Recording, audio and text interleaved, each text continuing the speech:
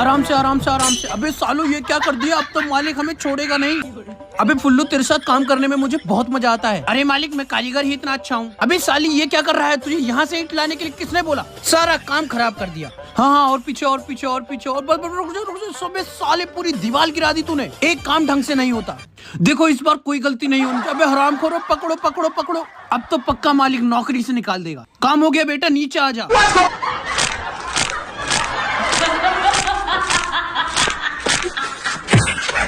अरे हरामखोर मेरी उंगलियों का तो भरता बन गया।